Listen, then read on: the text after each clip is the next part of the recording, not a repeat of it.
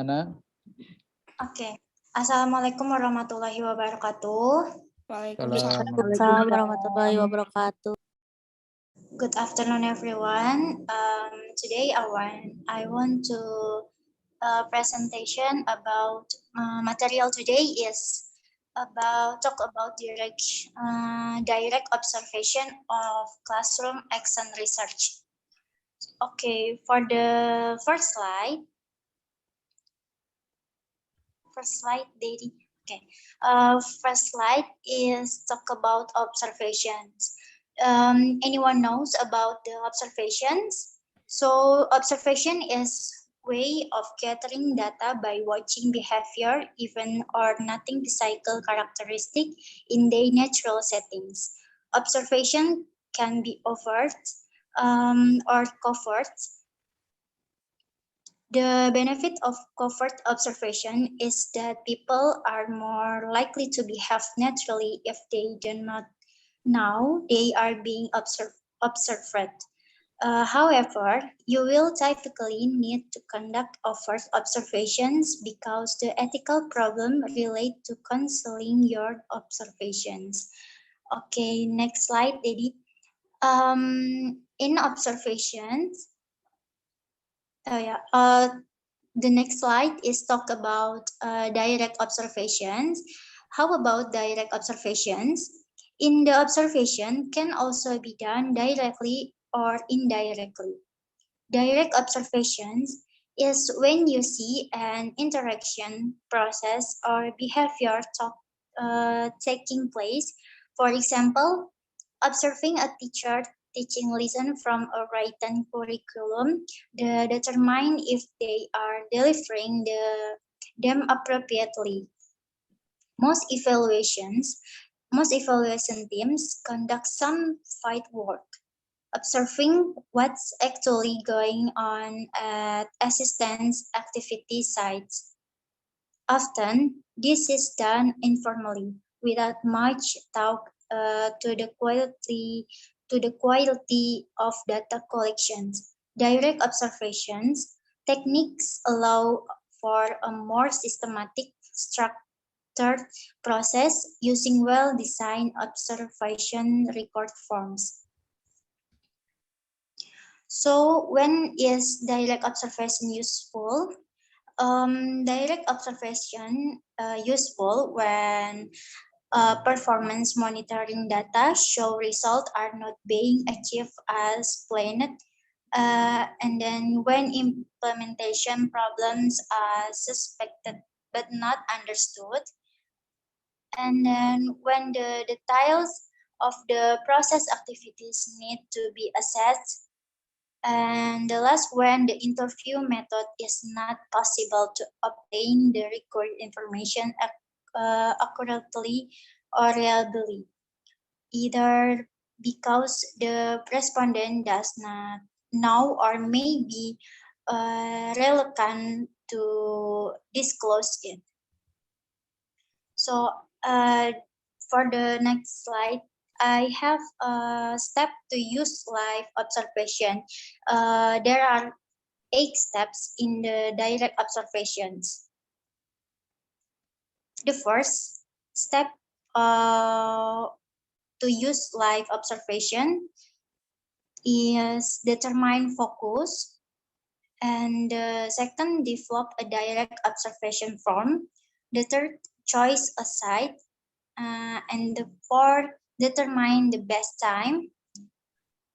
Yang 6, conduct five observations, and 6, complete the form. 7, data analysis, and the last, check reliability and validity. So in direct observation, this is have advantage and limitations. No, yang tadi. Okay. The main advantage of direct observations is that an event institutions, facility, or process can be studied in the natural settings, thus providing a richer understanding of the subjects. For example, evaluation teams who visit school where the teaching and learning process takes place tend to better understand their nature, problems, and success after directly observations. After directly observing the learning process, technology, teacher, and school members, and their process of learning facilities at the school, as well as students, rather than relying solely on document or key information interviews. Another Yeah, advantage. Anna, yeah. I think you not only read PowerPoint, but also explain, yeah. But also Yeah, explain, even though maybe in English or Indonesian, it's up to you. Not only read slide by slide, yeah, but also yeah. you will add for your own explanation. Okay, go on, please. Oke. For ini rencananya sih mau saya bacain dulu Pak, nanti baru dijelasin tentang step-stepnya. Oh, gitu ya, boleh ya. It's no problem, ya. Oke, sorry Pak. Yeah, no problem. Yeah. Okay. Advantage is that it can reveal conductions, problems, or patterns that many information may not be aware of or can explain. On the negative side, direct observation is prone to deserve bias. The act of observation can also affect learned behavior. Jadi seperti yang tadi disebutkan ada tahapan-tahapan dalam direct observasi atau yang disebut juga dengan pengamatan langsung. Dalam pengamatan langsung itu, maaf jadi di slide sebelumnya. Nah, di slide sebelumnya, di sini.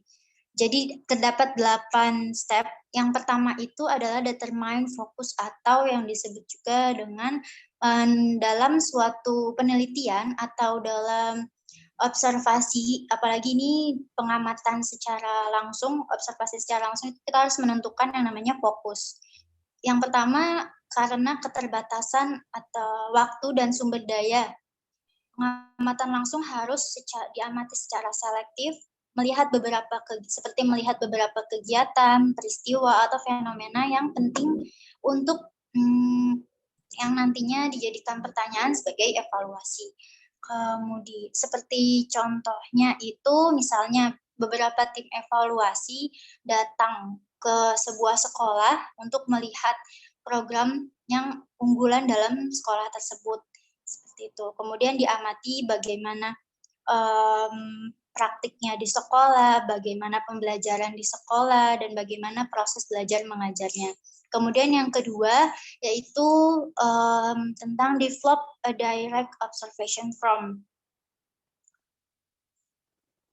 Jadi dalam observasi langsung ini disiapkan berupa formulir atau form.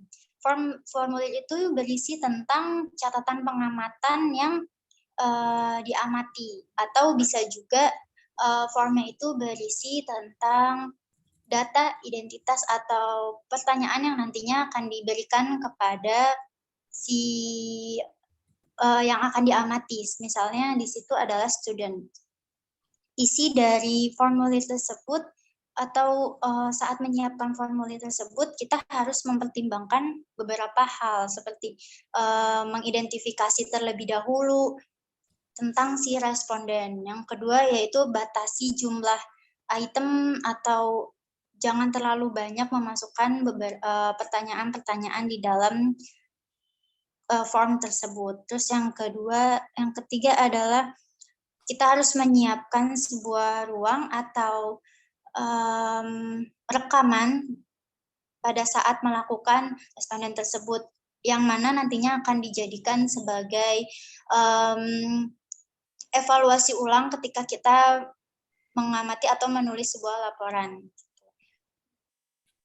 Yang ketiga adalah choice aside, atau yang disebut juga dengan situs. Maaf Bapak, yang di langkah ketiga ini saya kurang paham tentang choice assign Iya. ini. Itu sebenarnya memilih tempat. Oh, Iya. gitu. Terus Memilih memilih, iya. tempat. Site itu kan bisa tempat. Oh, berarti memilih tempat dalam observasi yang langsung ini. Iya, iya. Oke, terima kasih Pak. Iya, iya. Terus kemudian yang keempat yaitu mengenai determine the best time, atau kita harus menentukan waktu yang baik atau momen yang pas ketika kita melakukan observasi langsung, karena ini kan observasi langsung ya. Apabila kita menyiapkan waktu atau timing yang salah, semisal kita mengamati sebuah fenomena hujan asam terjadi semisal. Nah, ketika kita datang ke sana ternyata tidak terjadi fenomena tersebut. Nah, maka tidak bisa mengamati apa yang akan kita tuju seperti itu. Jadi memilih dan menentukan waktu terbaik itu sangat penting. Kemudian yang kelima yaitu lakukan observasi lapangan. Lakukan observasi lapangan ini gunanya untuk membangun atau membangun chemistry dengan lingkungan tersebut gitu.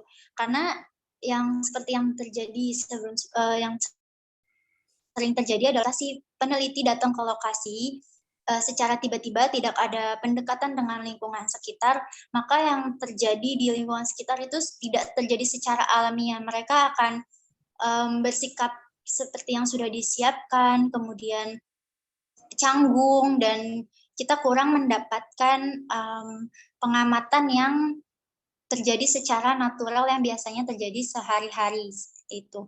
Terus yang keenam yaitu complete the form, atau melengkapi atau membuat dan merekam selama waktu observasi seperti itu, untuk untuk merekam dan menyimpan momen tersebut. Ya, saya bantu Ana. Jadi form itu Ana kalau nanti misalnya observasi bawa itu instrumen. Ada formnya kan ya, yang di checklist itu misalnya aspek-aspeknya. Jadi nanti di checklist itu yang dimaksud form itu ya form. Oh, gitu, Pak. Berarti bukan yang merekam kejadian ketika kita melakukan observasi ya, Pak? Merekam itu bisa juga namanya kan video observation. Tapi yang complete the form itu kayak kita buat nomor aspek observasi apa saja, terus ada yang di checklist nanti. Siklus ya, itu form. Form itu formulir, kayak bukan formulir. Isian, daftar isian. Oke, yang lanjut Ana, ya nggak masalah, lanjut. Yang ketujuh, di sini ada tentang data analysis. Jadi data dari pertanyaan dari formulir observasi yang dapat dianalisis dengan menggunakan prosedur dasar seperti perhitungan frekuensi atau tabulasi silang seperti itu. Kemudian yang terakhir adalah check credibility and validity. Jadi periksa reliabilitas dan validitas. Teknik observasi langsung ini rentan terhadap suatu kesalahan dan yang dapat mempengaruhi kredibilitas dan validitas dalam penelitian. Hal ini dapat diminimalkan dengan mengikuti beberapa prosedur yang direkomendasikan, seperti memeriksa keterwakilan sampel di lokasi yang akan dipilih, menggunakan kategori responden tertutup pada formulir observasi, atau merekam observasi segera, atau bisa juga menggunakan tim pengamat dari setiap lokasi seperti itu. Oke, sudah selesai Bapak. Selesai ya? Soalnya nggak ada bacaan thank you di situnya, apa slide-nya. Biasa. Oh iya ada tuh. Oh iya sudah ya. Bacaan. Baik. Tadi bantu ini ya slide. Bantu slide-nya. Nanya kan. Dari awal Pak Joni coba. Baik. Tema kita tadi yang telah dijelaskan Ana, saya mau nambahkan namanya direct observation of car. Sebenarnya ini materi ini harusnya diawali oleh yang materi sebelumnya, yaitu Dimas ini. Dimas belum ada kabar ya? Ya. Dimas itu kan materinya adalah teknik of data collection. Teknik of data collection itu teknik pengumpulan data pada classroom action research. Nah, diantaranya teknik pengumpulan datanya yaitu observation. Nah, Ana nanti yang menjelaskan. Terus interview Maria, nanti tes Desti, documentation Indra, begitu ya. Harusnya nih Dimas dulu yang menjelaskan tentang the introduction of technique of data collection. Nah, tapi hari ini juga belum siap. Tapi nggak masalah.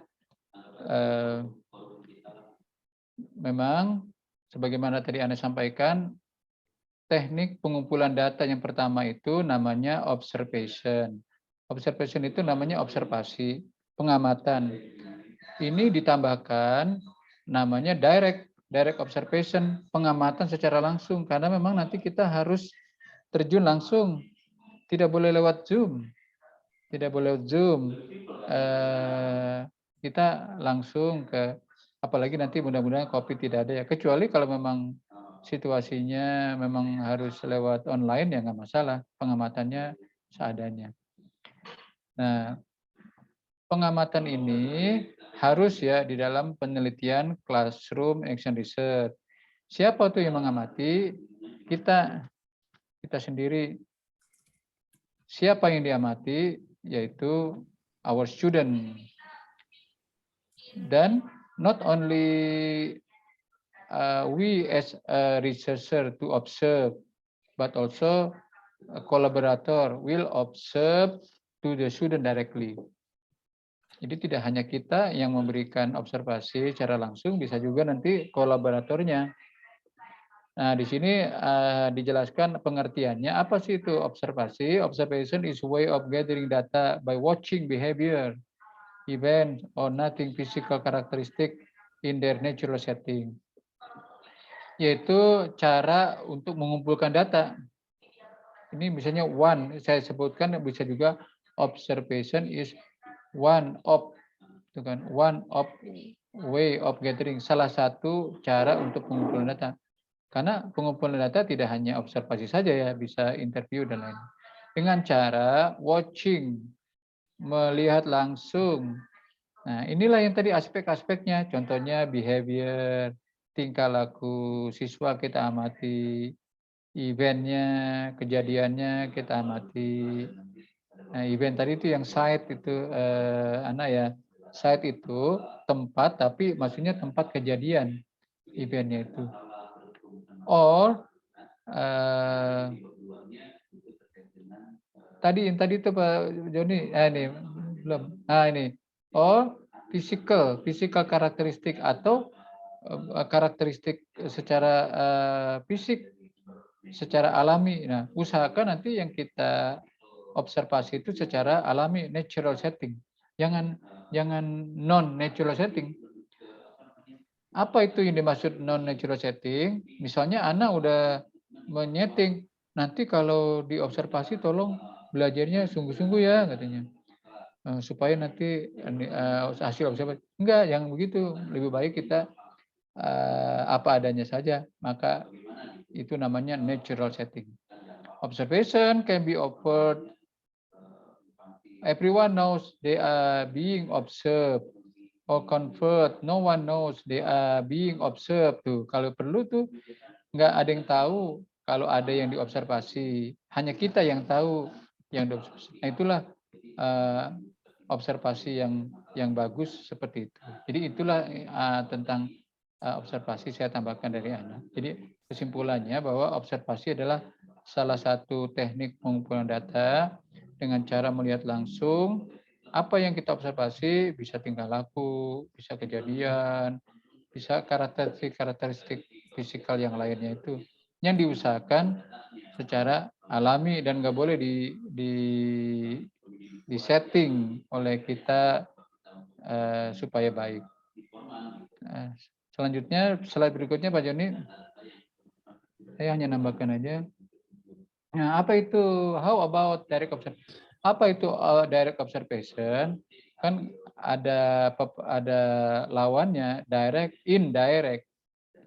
Di sini kan ada in observation can also be done directly or indirectly. Observasi itu bisa dilaksanakan secara langsung, bisa juga tidak langsung.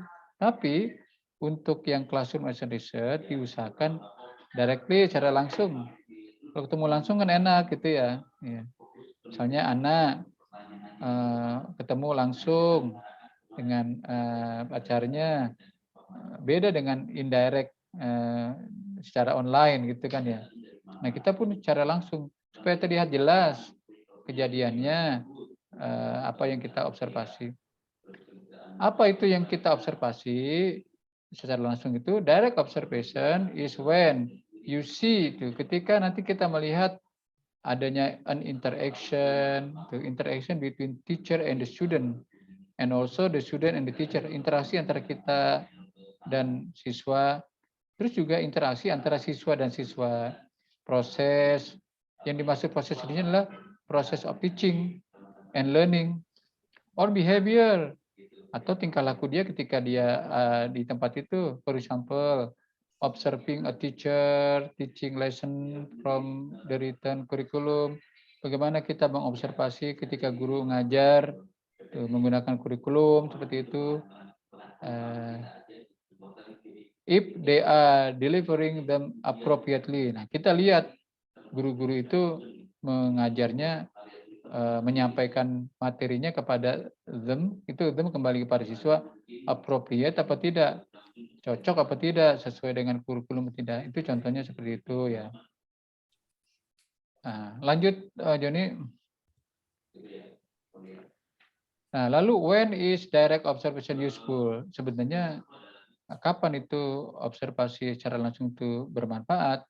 Nah, bermanfaat ketika when performance monitoring data show result are not being achieved as planned. Ketika nanti penampilan itu yang ketika menampilkan data-data yang dimonitoring itu menunjukkan hasil result not being achieved as planned. Tidak mencapai apa yang direncanakan. Jadi ketika kita mendapatkan hasil yang tidak sesuai dengan kita rencanakan, nggak puas kita dengan secara online, maka kita lakukan direct. Ya. Ini saya nggak puas nih kalau pengamatannya secara online, secara Zoom, maka harus datang langsung. Itu direct observation. Tapi itu diperlukan kalau kita tidak puas, the show result are not being achieved. Data hasilnya itu kita tidak mendapatkan sesuai dengan yang kita rencanakan. Terus when implementation problem are suspected but not understood. Jadi ada lagi misalnya penerapan masalahnya itu kita tidak pahami, kalau kita lakukan secara tidak langsung, harus dengan secara langsung. When the detail of the process and activities need to be assessed. Dan secara langsung itu apabila secara rinci itu detail-detail proses-proses kegiatan-kegiatan pembelajaran yang dibutuhkan itu to be assessed, yang bisa diuji. Bisa assess itu macam-macam. Ada speaking assess, listening assess, writing assess. Kalau speaking assess itu kalau nggak direct tidak bisa, susah. Kita misalnya mau menguji speaking, itu kita harus lihat penampilannya, fluensinya, grammarnya, pronunciation-nya, dan lain-lain. Terus when the interview method is not possible. Nah, bisa juga ternyata kita sudah menggunakan interview masih tidak mungkin, maka kita butuhkan observasi secara langsung. Lanjut Pak Joni. Ketika kita melaksanakan observasi secara langsung, ini yang bagus kan live tuh. Direct observation atau live observation, maka yang tadi Ana sampaikan ada 6 langkah-langkahnya. Maaf, 8. 1, tentukan dulu fokusnya. Determine fokus. Maka nanti, ini karena Ana yang menyampaikan, Ana udah siapkan di rumah fokus yang mau diobservasi apa? Apa ada 4 fokus? Saya 4 Pak yang bisa observasi. Apa saja? Student behavior, tingkah laku siswa misalnya. Student interest, minatnya. Student motivation, motivasinya. Proses of teaching, proses pembelajarannya. Atau yang lain-lainnya. Kita udah bawa itu ya, fokus-fokus itu. Setelah kita sudah punya itu, maka yang kedua, develop direct observation form. Lalu kembangkan itu menjadi form observasi. Nanti kalau di dalam skripsi namanya pedoman observasi. Pedoman observasi berupa kertas yang kayak ini ya, kertas, maaf ya, kayak kertas ini yang isinya itu nanti ada kolom-kolom nomor 1, nomor 2 sampai nomor 5 misalnya. Terus aspek of observation, aspek-aspek yang diobservasi. Lalu ada penilaian di situ. Penilaian itu bisa mulai dari rentang, mulai dari poor, enough, good, very good, ya. Poor itu rendah, enough cukup, good baik, very good sangat baik. Pada siklus 1 misalnya Ana atau mahasiswa yang lainnya mengobservasi minat siswa, ternyata masih rendah, berarti poor, dicontreng poor tuh. Nanti pada siklus 2 mungkin bisa meningkat, bawa lagi nanti formnya itu. Pada siklus 2 interestnya karena gurunya udah lebih semangat, maka mungkin nanti dia menjadi good. Pada siklus 3 mungkin menjadi very good. Begitu juga aspek-aspek yang lain. Maka nanti anak dan yang lainnya bawa itu direct observation form atau namanya guide of direct observation form, pedoman observasi secara langsung. Lalu ketiga, choose site. Site ini bukan tempat itu tempat, maksudnya pilih kejadiannya, tempat kejadian. Kejadian maksudnya apa? Saat belajar gitu. Pilih saat belajar, jangan saat dia lagi bermain di jalan di depan kelas. Site-nya itu adalah tempat belajar atau suasana. Kalau ini bukan suasana ya, tempatnya tempat dia belajar. Choose a site. Terus determine the best time. Nah, kita ternyata Pak kejadiannya panjang, lama. Bisa 2 jam itu pelajarannya. Tapi jarang ya, paling 45 kali 2, 90 menit. Kita observasi nggak harus 90 menit, mungkin cukup 30 menit. Maka kita pilih itu. Determine the best time, waktu yang paling tepat kapan itu. Kita bisa pilih ketika kita observasi. Lalu yang kelima, conduct field observation. Lalu kita lakukan observasinya secara langsung ke lapangan. Nah, field di sini di kelas ya. So, sambil kita melengkapi yang tadi sudah disiapkan tuh nomor 2, kan kita udah menyiapkan. Kita contreng-contreng itu. Karena nanti 3 kali kita bawa, siklus 1 kita bawa, siklus 2 kita bawa, siklus 3 pun kita bawa form itu supaya terlihat perubahannya hasil observasi siklus 1, 2, dan 3. Setelah kita kumpulkan, melengkapi, langkah yang ke-7 kita analisis. Analisis karena kita penelitiannya classroom research tidak menggunakan statistik. Jadi menganalisisnya nanti dengan description, dengan deskripsi. Kita analisa berapa misalnya perkembangannya dari siklus 1 sampai dengan siklus 3. Dan yang terakhir cek reliable and validity. Ini cek secara reliable maksudnya valid apa tidak, maksudnya valid. bahwa kita jangan sampai nanti hasil observasi itu ngarang sendiri. Oh ini kayaknya udah bagus nih, kita contreng yang very good semuanya. Harusnya ada valid gitu. Kalau memang ternyata hasil observasinya jelek ya katakan jelek seperti itu. Jadi penelitian itu tidak harus bagus, hasilnya kurang pun nggak masalah, asalkan nanti kita menjelaskan kenapa itu kurang. Itulah 8 step in direct observation. Sebenarnya intinya di sini nih anak materinya. Lanjutnya Pak Joni kayaknya selanjutnya, oh ini jadi cukup ya, ini keuntungan dari direct observation. Tadi udah saya sampaikan keuntungannya kita jelas melihat secara langsung. Di sini kan the main advantage, keuntungan yang paling utama of direct observation is that an event, satu kejadian kita bisa lihat langsung. Terus institution, kita bisa datang lihat ke lembaganya, ke sekolahnya, atau langsung juga fasilitasnya bisa kita lihat langsung. The process can be studied in its natural, dan proses yang bisa dipelajari itu berlangsung secara alami. Itu keuntungan daripada direct observation. Lanjut Pak Joni. Oh, habis ya, ya Pak. Thank you Pak Joni. Ana juga sama.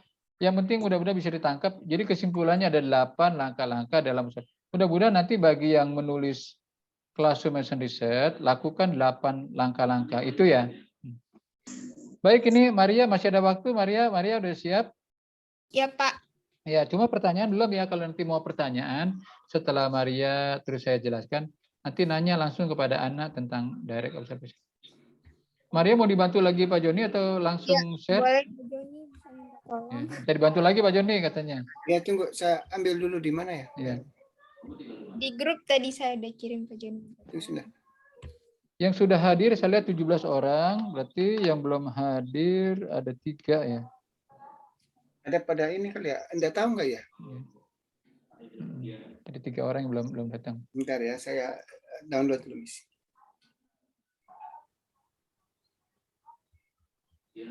Sambil Pak Joni menyiapkan, sebenarnya ini materi Ana dan Maria sama, yaitu teknik of data collection.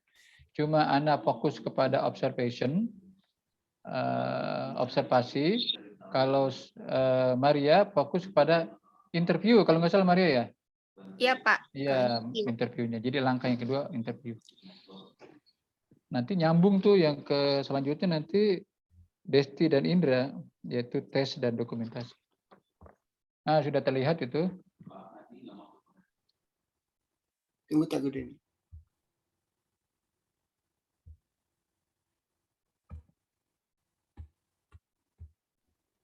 Sudah terlihat interview of classroom and research. Silakan Maria. Okay. Baik. Good evening, sir and everyone. Today I'm Maria Renyoro Sarirenggi. I want to presentation about interview of classroom action research. Okay, please next slide, Dedi. Okay, the slide. Conducting interview is action research. Interview are a popular tools for collecting data in action research. Principally, interviews provide opportunities for research participants to explain their viewpoint in their own words, and this can lead to new insight and new direction for you to consider as an action researcher. Interviews will enable you to go into greater depth than is possible with some other data collection tools such questionnaires, and can allow for points to be explored and clarified in real time. Before embarking on interview, it's important to think about some of the potential disadvantage. Interviews are time-consuming both to conduct and analyze. Analysis is not always straightforward, and it can be difficult to generalize for the data collected. However, when conducted well, there is no doubt that interview provide rich qualitative data. Jadi di slide pertama ini bagaimana tentang melakukan wawancara dalam tindakan penelitian kelas. Wawancara adalah alat yang biasa digunakan atau sangat sering digunakan untuk mengumpulkan data dalam tindakan penelitian kelas. Pada dasarnya, wawancara itu memberikan peluang bagi peserta penelitian untuk menjelaskan sudut pandang dan dengan kata-kata mereka sendiri dan dapat mengarahkan pada wawancara baru dan arah baru untuk dipertimbangkan sebagai tindakan penelitian. Wawancara akan dapat memungkinkan Anda dapat mengenali lebih dalam daripada dimungkinkan dengan beberapa alat pengumpulan data lainnya seperti kuesioner dan dapat memungkinkan poin untuk dieksplorasi dan diklarifikasi secara real time. Dan sebelum memulai wawancara, penting bagi kita untuk memikirkan beberapa potensi kerugiannya. Dan wawancara itu sangat memakan waktu baik untuk melakukan dan menganalisisnya. Analisis tidak selalu langsung dan bisa digeneralisasi dari data yang dikumpulkan, namun bisa dilakukan dengan baik. Tidak ada keraguan bahwa wawancara memiliki data dan karya yang kaya akan dan kualitatif. Please next slide, Teddy. Oke, ini bukan Didi yang tadi. Oh, ini. Ya, oke, iya Didi. Things to think about before conducting interview. The first, what type of interview is suitable for your action research purpose? The second, what type of interview question will you ask? And the third, what kind of analysis will you undertake? Oke, jadi ini hal-hal yang perlu dipikirkan sebelum melakukan wawancara. Yang pertama itu adalah jenis wawancara apa yang cocok untuk tujuan penelitian, tindakan penelitian yang akan kita buat. Dan yang kedua itu jenis pertanyaan wawancara apa yang akan kita ajukan. Dan yang ketiga itu analisis seperti apa yang akan kita lakukan. Oke, please next slide, Teddy. Oke. These types of interview. Yang pertama adalah structure interviews. This is where you have a prepared interview schedule with a list of questions which is followed exactly with all participants.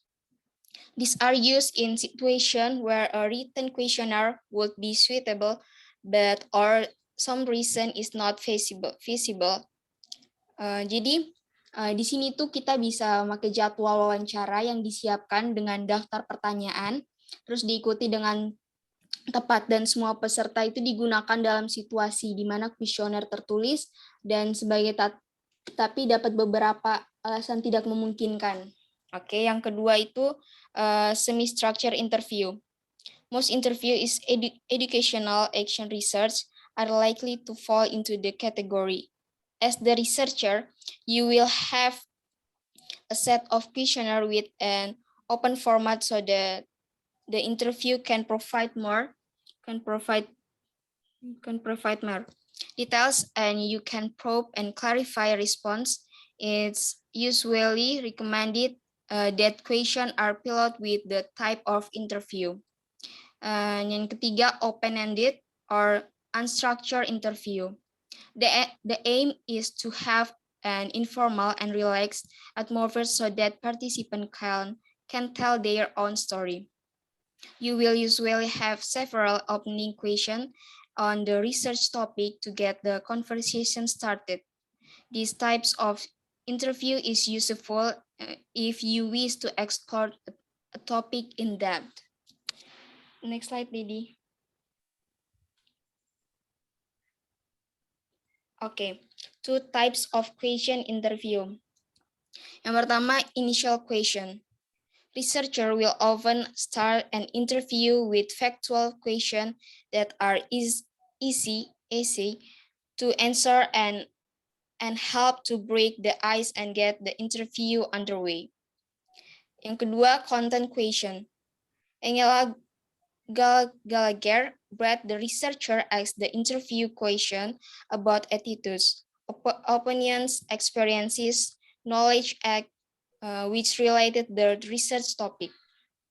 Yang ketiga, probes. These questions are used when the researcher want to follow up on the response on investigate it in more detail. Dan terakhir, final question. Interview are often conclude with the researcher asking interview if they have anything further and they would like to say. Okay, next slide, Didi. Okay. Conducting and recording interview. Bagaimana kita melakukan Bagaimana kita melakukan dan merekam wawancara. Participant needs to know why they are being interviewed and this information should be provided in advance.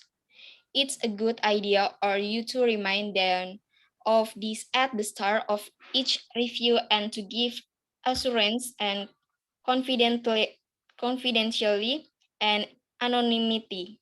You will also want to establish a report with participant of the beginning. You will need a recording of each interview. It's possible to take notes while interviewing, but it's difficult because there will be problem in keeping up with what participants say and because it will slow the interview down.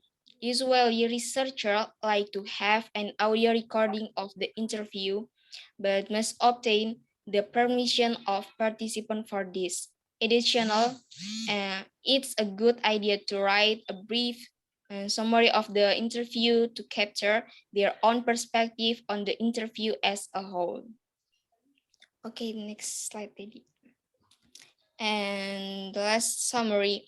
Action research is a systematic inquiry conducted by educators with a face interest in the teaching and learning process for the purpose of gathering information about how their school operates, how they teach, and how their students learn.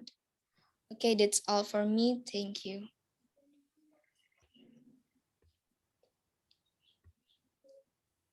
Okay, Maria. I will explain from Maria slide. Saya tambahkan.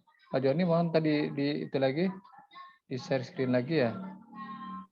Oke Pak, baik. Ya, bagi tambahan.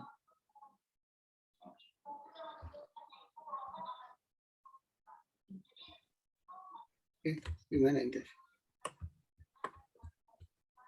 Udah Pak, saya ini dulu.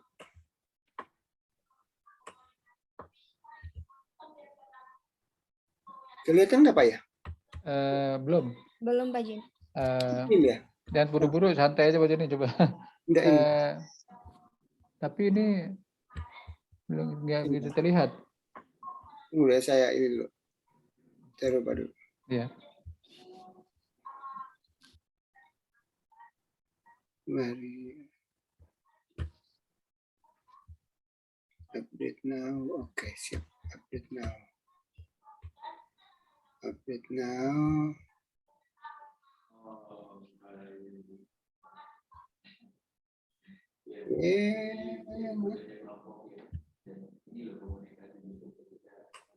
Ya.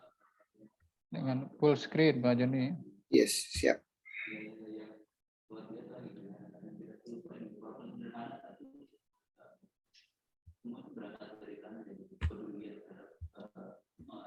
Baik.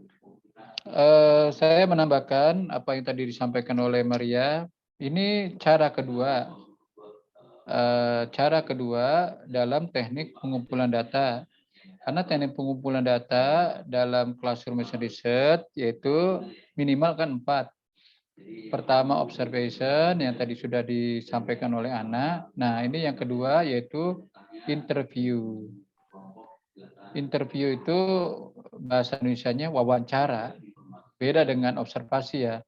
Kalau observasi kita pengamatan, kalau interview wawancara. Temanya adalah conducting interviews in action research. Kita melakukan wawancara dalam penelitian tindakan kelas.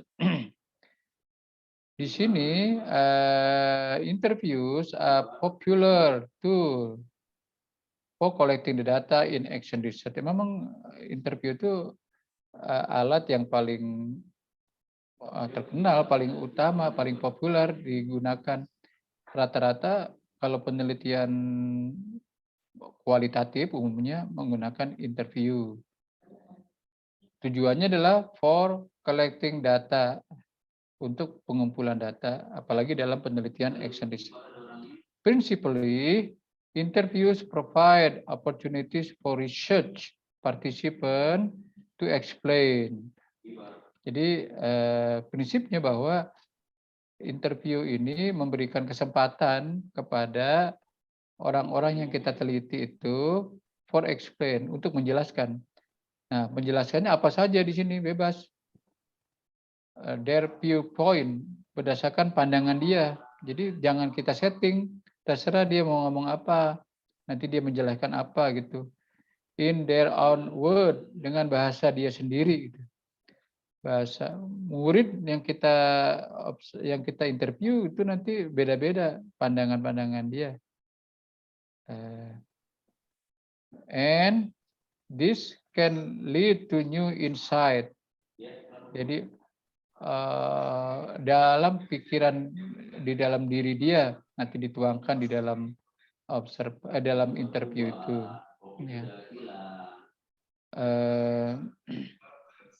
Pada berikutnya, di interview will enable you to go into greater depth.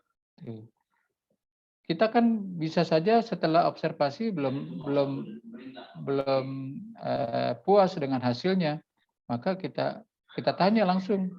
Maka itu interview. Jadi interview itu dapat kita lakukan dalam greater depth.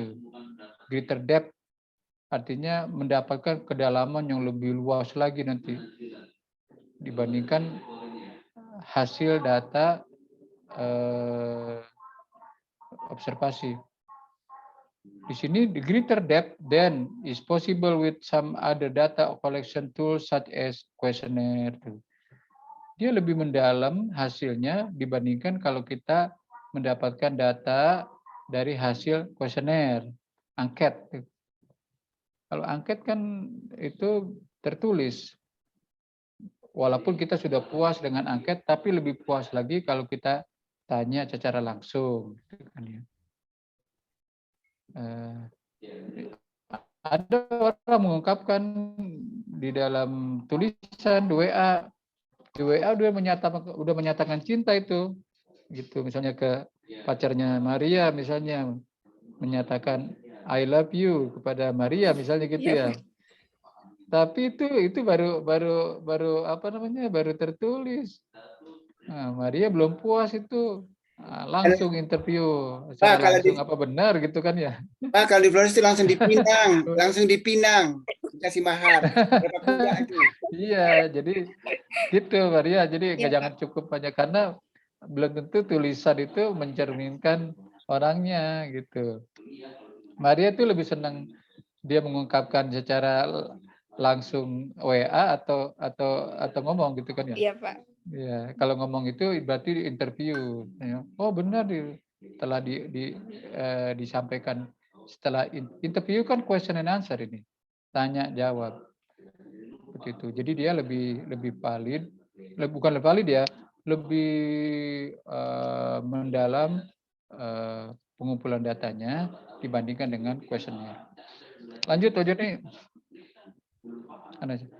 Inilah langkah-langkah. Kalau tadi kan Ana menyampaikan 8 langkah di dalam observasi. Interview juga ada.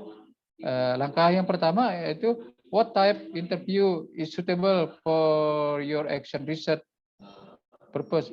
Pilih interview yang cocok untuk penelitian kita yang mana gitu. Karena tadi yang Maria sampaikan ada 3 jenis interview. Lalu setelah itu what type of interview question will you ask? Kira-kira pertanyaan-pertanyaan apa yang akan ditanyakan itu kepada yang kita interview? Jenis-jenisnya, type-nya.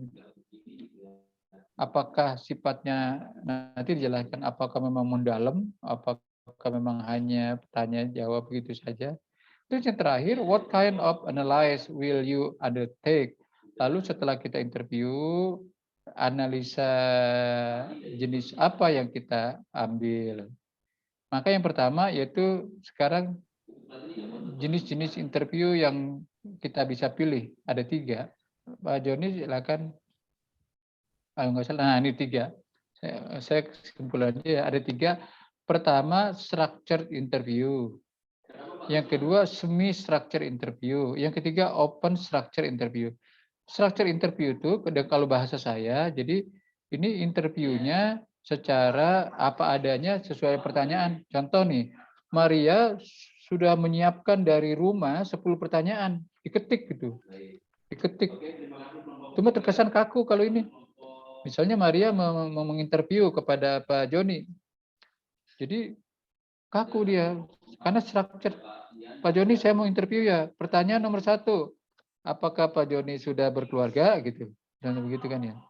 Iya, Ya. Pak. Pertanyaan nomor 2 misalnya contoh gitu. Jadi nanti juga biasanya kalau pertanyaan-pertanyaan itu kaku kesannya. Yang jawab juga kaku gitu. Itu namanya structure interview. Jadi structure interview itu biasanya itu dia pertanyaan-pertanyaan sesuai yang kita sudah siapkan. Itu boleh juga sih seperti itu ya. Tapi itu kesannya formal kalau itu. Kesannya formal sekali seperti halnya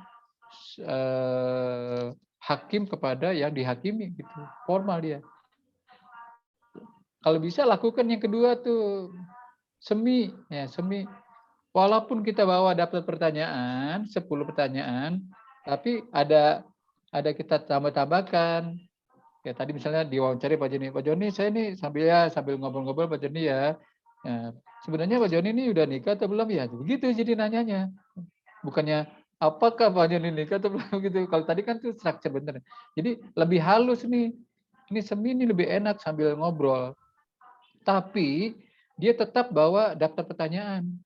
Nah, apakah model begitu nanti yang Maria lakukan kalau menginterview ketika classroom research kepada siswa atau kepada guru atau kepada kepala sekolah. Nah, yang bagus lagi, yang ketiga nih open. Open itu terkesan yang ditanya, yang diinterview tidak diinterview. Ini diajak ngobrol. Kita tidak membawa daftar pertanyaan. Daftar pertanyaannya ada di mana? Ada di otak kita. Kita sudah hafal gitu. Dia ngobrol, diajak ngobrol, nggak taunya itu sebenarnya interview. Padahal diajak ngobrol 1 jam gitu kan. Direkam, tapi kalau open interview, ini sebaiknya bawa alat perekam, HP. Semi juga sama, bawa alat perekam sama itu kan. Jadi kesannya informal kalau ini. Diajak ke kantin, diajak ngobrol di restoran atau diajak tempat yang nyaman sambil ngobrol-ngobrol. Jadi pertanyaannya itu nggak terlihat secara langsung. Padahal isi ngobrolannya itu adalah bahan-bahan yang kita sudah siapkan. Nah, cuma nanti kalau open interview itu hasil rekamannya kan bisa 1 jam. Kalau kita print itu kan bisa berlembar-lembar. Nah, itu nanti jangan apa adanya dilampirkan di dalam skripsi, nanti harus diedit sesuai dengan pertanyaannya aja. Nah, kira-kira kalau menurut Maria kalau nanti penelitiannya tindakan kelas, milihnya yang structured interview atau semi structured interview atau open interview, Maria? Bagaimana Pak? Maaf Pak. Maria kalau mau interview tuh pilih yang nomor 1, 2, atau 3? Yang kayaknya 3 aja deh Pak.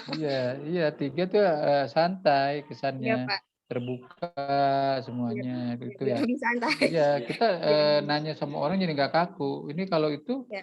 jadi yang kalau nomor 1 kita, nah seperti acara itu tuh dulu ada acara Tukul ya. Tukul itu acara apa tuh?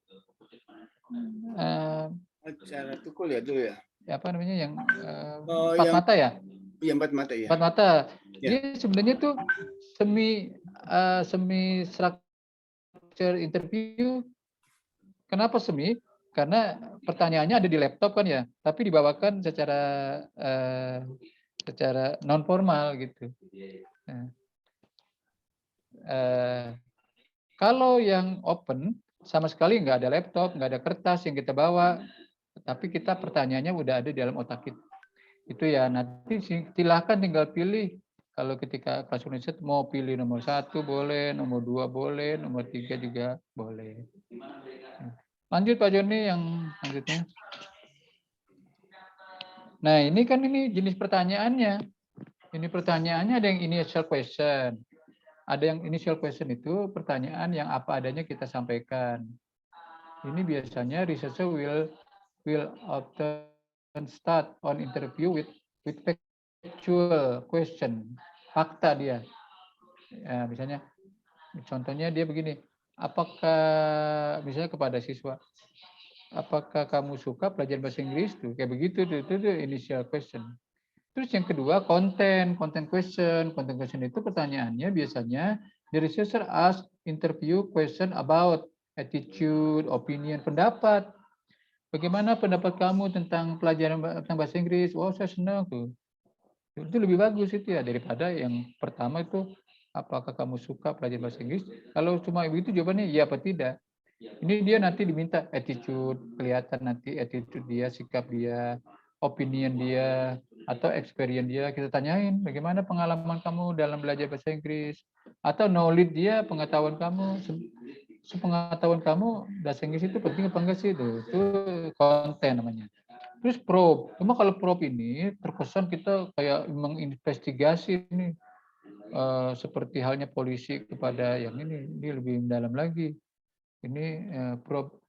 Cuma kita jangan sampai nanti kesannya walaupun benar-benar investigate, cuma jangan terlalu kita terkesan apa namanya seperti halnya polisi kepada pada yang orang bersalah seperti itu ya. Atau final question itu interview are often conducted with the researcher asking interview if they have anything further they would like to say. Jadi pertanyaannya itu bebas. Kalau menurut pendapat Bapak bagaimana gitu. Jadi seolah-olah dia bebas memberikan pendapat. Nah, ini bebas mau menentukan yang model mana gitu. Tapi rata-rata nanti kalau kita interview yang bagus itu, yang nomor 2 juga bagus itu. Jadi sehingga nanti hasil interviewnya ada berupa banyak kalimat-kalimat. Tapi kalau yang pertama itu hasil interviewnya ya tidak. Apakah kamu menyukai metode diskusi yang disampaikan oleh guru? Tidak, gitu doang jadinya. Tapi kalau nomor 2 jawabannya lain nanti. Menurut kamu metode diskusi itu bagaimana itu? Oh, menurut saya metode diskusi bagus Pak. Jadi begitu jawabannya. Jadi saran saya kalau nanti interview jangan yang nomor 1, nomor 2 lebih bagus, 3 boleh. Lanjut Pak Joni. Selanjutnya kita melakukan interview, conducting and recording interview. Ketika kita melakukan interview, sebaiknya kita supaya terkesannya informal itu divideokan, apa bukan divideokan, direkam, direcord. Nanti di rumah baru kita ini. Dan yang bagus itu namanya depth interview. Ini sebenarnya depth interview. Depth interview itu adalah interview yang mendalam.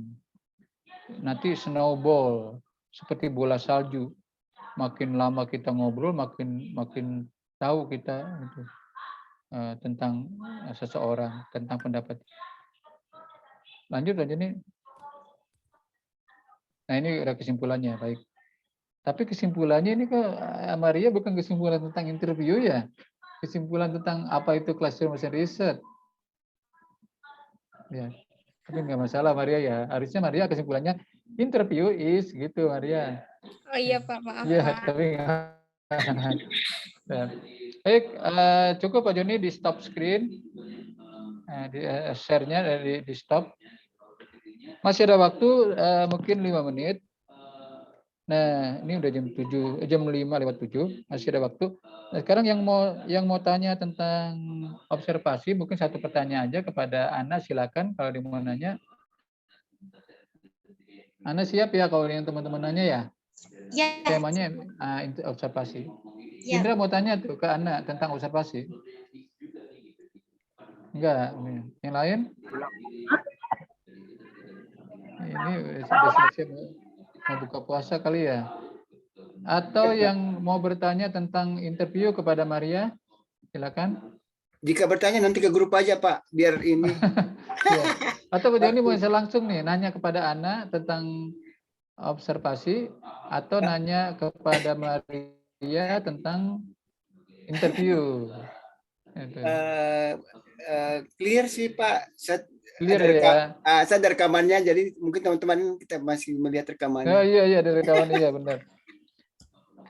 Terus ini ya silakan nanti tentang bagaimana itu pedoman interview, pedoman wawancara, itu baca bukunya ada. Tadi saya ada di Pak Joni tuh kalau bertanya nih tanya di Pak Joni. Iya ada buku Kebetulan nanti. tadi ya ada bukunya. Di situ bisa ditunjukkan ke Pak Joni, bawa nggak di atas meja? Kelihatan ya? Itu kelihatan. Judulnya penelitian tindakan kelas. Itu isinya itu macam-macam tuh. Ada interview di situ, ada bagaimana tata cara interview, terus mode-mode pertanyaan, observasi juga sama itu, bagaimana formnya tadi yang Anda sampaikan. Saya cukup ya, sudah jam 5 lewat itu, lewat 7. Saya cek dulu yang hadir. Tadi saya sudah screenshot ini sebentar ya. Kalau nanti yang belum saya sebut mungkin nanti bisa. Pertama yang hadir nih Ayumi, Desti, Dwi Rahayu, Elizabeth, Fiska, Gita, Indra, Haira, Muhajir, Mutiara, Nurrohma, Sari, Sahar, Yohanes Latumeten, ya, terus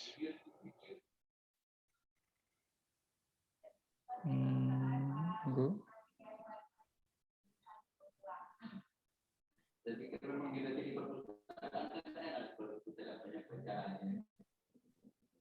Selanjutnya Pak Joni, Sari, Renggi, Ana, Ayumi, Desti, Dwi Rahayu, Elizabeth, Fiska, dan Gita. Ada lagi Indah Rizky, Haira. Terus Muhajir, Mutiara. Berarti yang tidak hadir siapa nih ya? Sekar Nurani. Oh iya, ada yang izin dengan saya. Tunggu ya, saya cek dulu ya. Siapa? Sekar izin melahirkan.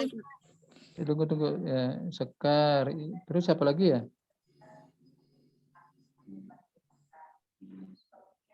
Itu Pak yang harusnya presentasi itu siapa yang cowok? Oh ya ini Dimas. Ada nggak? Dimas hadir nggak Dimas? Dia kerja kali ya. Ini Dimas nggak hadir ya? Yang sekelas selama ini sama Pak Dimas siapa ya? Satu kelas angkatannya. Gita. Dimas itu orang reguler Pak. Reguler ya. Gita belum presentasi ya Gita ya? Belum Pak. Kita nanti ini ya siapkan ya, entah itu minggu depan nanti saya siap ini. Iya Pak.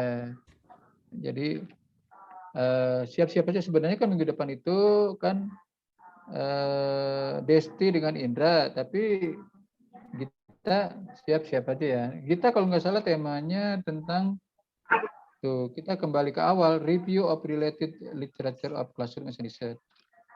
Itu kita ya. Minggu depan saya Ada pertanyaan? Ya kalau tidak cukup ya. Selamat berbuka puasa bagi yang menjalankan ibadah puasa dan saya ini gak siap-siap mau pulang ini. Oke, thank you Pak Joni. Zoom linknya ya. Terus juga semuanya tadi Ana sudah presentasi bagus, Maria juga sudah presentasi. Yang lain nanti pada kesempatan berikutnya sesuai dengan jadwal. Thank you for your kind attention. I hope to see you again next week. Goodbye. Wassalamualaikum warahmatullahi wabarakatuh. Waalaikumsalam. Terima kasih Pak. Ya sama-sama ya. Saya izin live ya. Ya baik. Ya, Pak.